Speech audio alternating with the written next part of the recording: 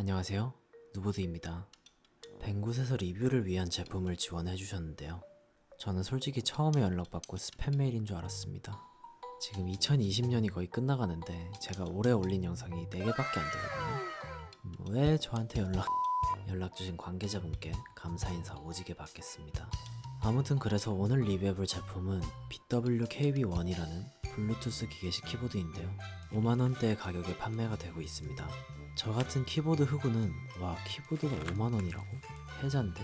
라고 생각하겠지만 사람에 따라서는 키보드가 5만원이면 비싸다고 생각할 수도 있잖아요. 나 빼고 다 그런가? 아무튼 과연 값어치를 하는 제품인지 한번 살펴보도록 하겠습니다. 일단 구성품은 보시다시피 별거 없습니다. 키보드 본체, 설명서, 키캡 리무버, 그리고 유선 모드로 사용을 할 때 필요할 케이블이 들어있습니다. 저가형 제품치고는 케이블이 일반적인 고무 피복이 아닌 메쉬 소재로 되어 있는 모습 플러스 1점이고요. 자, 이제 포장을 깔끔하게 뜯고 싶은데 잘 안 뜯기는 모습 마이너스 10만점입니다. 장난이고요. 자, 이렇게 본체를 꺼냈고요. 제가 받은 모델은 블랙 색상의 게이트론 적축이 탑재된 모델입니다. 60% 키보드라서 굉장히 조그만 크기를 가지고 있는데 이 배열에 대해서는 뒤에서 다시 살펴보도록 하겠습니다. 하우징의 경우에는 흔히 볼 수 있는 플라스틱 사출 케이스고요. 스위치가 드러나는 B키 타입을 사용하고 있습니다. 키캡 역시 평범한 ABS 키캡으로 OEM 프로파일을 사용하고 있고요. 위에는 이렇게 충전 혹은 유선 모드 사용을 위한 USB-C 단자가 있습니다. 하단에는 고무 패킹 6개와 1단 높이 조절 다리가 있는데 유격이 약간 있습니다. 그래도 쉽게 미끄러지거나 흔들리지는 않는 것 같았고요. 중간에 있는 이 스위치를 켜게 되면 키보드의 전원과 함께 LED가 켜지게 됩니다. 효과는 꽤 여러 가지가 있고요. 광량 같은 경우엔 충분하지만 그렇게 많이 밝지는 않습니다. 불이 켜져 있을 때를 기준으로 색이 잘 안 보이는 정도까지는 아닌데 제가 써본 다른 제품들의 광량보다는 어두웠습니다. 혹시나 해서 유선으로 테스트를 해봐도 광량은 그대로였습니다. 그래도 선 하나 없이 이런 RGB LED를 쓸 수 있는 건 좋은 것 같습니다.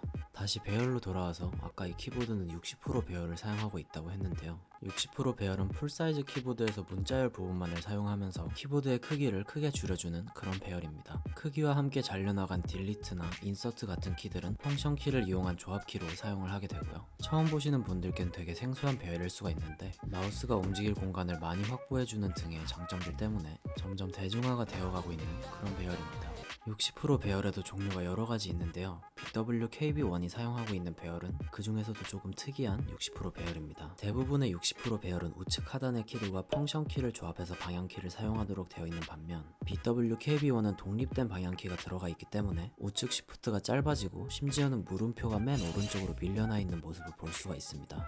이건 사람마다 장점이 될 수도 있고 단점이 될 수도 있는 문제겠지만 저한테는 거의 저한테는 꽤 불편했습니다. 짧은 우시프트는 어떻게 적응을 하기는 했는데 약 이틀간 사용하면서 한 번에 물음표를 입력하는 데 성공한 횟수가 무려 0회였습니다. 방향키가 따로 있다는 점이 게이밍 등에는 분명 이점이 있겠지만 이로 인해서 조금씩 바뀐 배열에 적응해야 된다는 건 분명히 짚고 넘어가야 할 점인 것 같습니다. 추가로 일반적인 키보드에서 숫자 1 왼쪽에 있는 물결키 또한 쉬프트가 아닌 펑션 키와 조합해야 입력이 되기 때문에 실수로 ESC가 눌러져서 창이 자꾸 꺼지는 일도 있었습니다.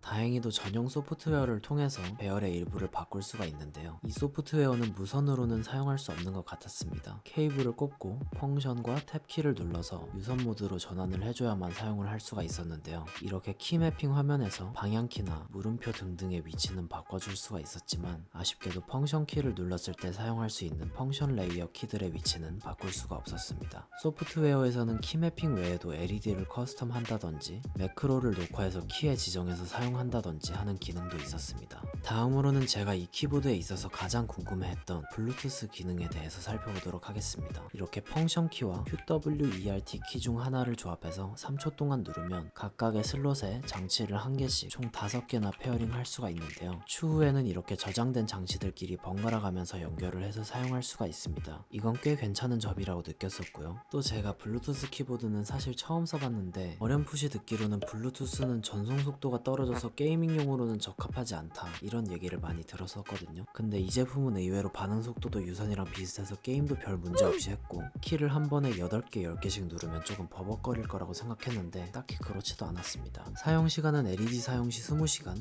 미사용 시 10일 정도라고 하는데 직접 시간을 재보지는 않았지만 LED 모드로 이틀 동안 사용하는데 문제가 없었으니까 얼추 비슷할 것 같습니다. 일단 블루투스 면에는 꽤 신경을 쓰지 않았나 하는 생각이 들었고요. 자, 이제 마지막으로 타건음을 들려드리도록 하겠습니다.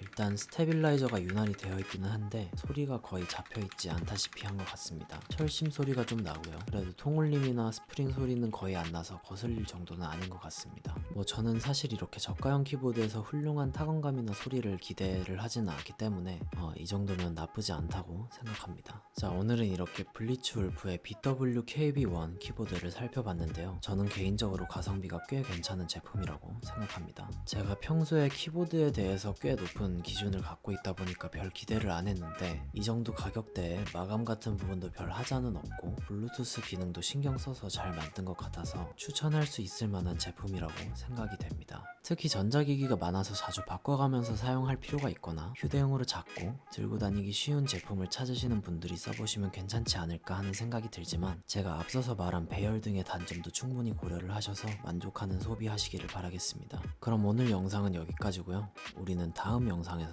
만나는 걸로 합시다. 누바.